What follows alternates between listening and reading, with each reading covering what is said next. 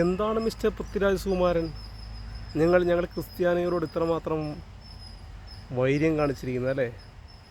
ഞങ്ങളുടെ പള്ളിയിൽ, അതായത് നിങ്ങളുടെ മാഫിയ തലവന്മാർക്ക് കയറി താമസിക്കാനുള്ള ഒരിടമായി ക്രിസ്തീയ ദേവാലയത്തെ മാറ്റി അതിൻ്റെ കുരിശ് പൊട്ടിത്തകർന്ന് തലകീഴായി താഴേക്ക് വീഴുമ്പോൾ ആ തലകീഴായ്ക്ക് താഴേക്ക് വീഴുന്ന കുരിശിൻ്റെ ഇതളിൽ നിന്ന് ലൂസിഫർ എന്ന് പറയുന്ന സാത്താൻ ഉണ്ടാവുകയും, അതുപോലെ മോഹൻലാലിൻ്റെ ചില പ്രസ്താവനകളിൽ മോഹൻലാൽ ഡയലോഗായി മാറ്റിയിരിക്കുന്നത് ദൈവോത്തരന് തെറ്റുപറ്റുമ്പോൾ അവിടെ സാത്താനാണ് രക്ഷയ്ക്കെത്തേണ്ടതെന്ന ഒരു ചെകുത്താൻ്റെ, ഒരു ലൂസിഫറിൻ്റെ അതിശക്തമായൊരു തന്ത്രം, അല്ലെങ്കിൽ ഈ ലോകത്തെ രക്ഷിക്കാനായി, ഈ ലോകത്തെ വീണ്ടെടുക്കാനായിട്ട് ചെകുത്താനാണ് വരുന്നതെന്നറിയാം.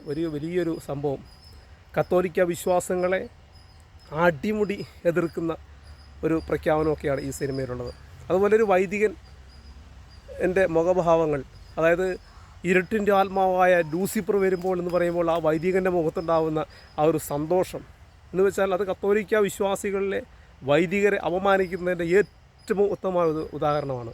ഇപ്പോൾ ഒരു ക്രിസ്ത്യാനിയായ എന്നെ സംബന്ധിച്ചിടത്തോളം എനിക്ക് ഈ വിശ്വാസത്തെക്കുറിച്ചോ മറ്റു കാര്യങ്ങളെക്കുറിച്ചോ മാത്രമേ സംസാരിക്കാൻ പറ്റൂ. ഒരുപാട്, അതായത് ഈ ക്രിസ്തു വിശ്വാസത്തെ ക്രിസ്ത്യാനികളെ എത്രത്തോളം അപമാനിക്കാൻ പറ്റുമോ അത്രത്തോളം അപമാനിച്ച് കഴിയുമ്പോൾ സന്തോഷിക്കുന്നവരാരാണോ അവർക്ക് അത് ഉത്തേജനം നൽകുന്ന ഒന്ന് തന്നെയാണ്.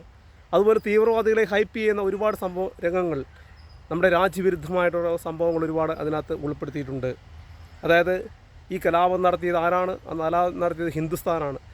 ഹിന്ദുസ്ഥാനെയും യഹൂദന്മാരെയും നശിപ്പിക്കേണ്ടവരാണ് എന്ന് പറയുന്ന ചില തീവ്രവാദികളുടെ മുറവിളികൾ, അല്ലാഹു അക്ബർ വിളിച്ച് മുറവിളിക്കുന്ന തീവ്രവാദികളെക്കുറിച്ചൊക്കെ പറഞ്ഞ് ഹൈപ്പ് ചെയ്തിരിക്കുന്നു. അതായത് ചെകുത്താനാണ് എല്ലാത്തിൻ്റെയും അന്തിമമായ വിജയം കൈവരിക്കാൻ കഴിവുള്ള വ്യക്തിയെന്ന് ഇതിനകത്ത് വളരെ വ്യക്തമായി പരാമർശിച്ചിരിക്കുന്നു. പക്ഷേ മക്കളെ, പണി കിട്ടും കേട്ടാ. പണി കിട്ടാനുള്ള എല്ലാ പണിയും കേന്ദ്ര സർക്കാർ ചെയ്തിട്ടുണ്ട്. നിങ്ങളുടെ മാപ്പ് പറച്ചിലുകൾ, ഒരു സിനിമയെ കാണണ്ടേ എന്നൊക്കെ ചോദിച്ച് ഈ ആവിഷ്കാര സ്വാതന്ത്ര്യത്തിനോട് സംസാരിക്കുന്നവരോട് ഒന്നേ പറയാനുള്ളൂ. അങ്ങനെയാണ് എല്ലാ കാര്യങ്ങളും സിനിമയെ കാണാൻ സാധിക്കണം. ഇവിടെ കേരള സ്റ്റോറി വന്നപ്പോൾ എന്തിനായിരുന്നു നിങ്ങൾ തള്ളിക്കളയാൻ ശ്രമിച്ചത്? എന്തിനാണ് എതിർക്കപ്പെട്ടത്? നിങ്ങളുടെ ആളുകൾ എതിർത്തത് അതിവിടെ തെറ്റായി. അപ്പോൾ എല്ലാം സിനിമയെ കാണാം എന്ന് നിങ്ങൾ ചിന്തിച്ചിരുന്നുവെങ്കിൽ ഒരിക്കലും എല്ലാ കാര്യങ്ങളെയും അംഗീകരിക്കാൻ കഴിയുമായിരുന്നു. കുറേ കാലങ്ങളായ മലയാള സിനിമയിൽ ക്രിസ്ത്യാനികൾക്കെതിരെ പണി തുടങ്ങിയിട്ട് പള്ളിയിലെ അച്ഛന്മാരെ കളിയാക്കുക, അതുപോലെ ഈ പറയുന്ന ഇറാഖ് നടക്കുന്ന ഒരു അൾത്താരയുടെ മുമ്പിൽ എഴുതി വെച്ചിരിക്കുകയാണ് ദ ഡെത്ത് ഓഫ് ഡെവിൾ.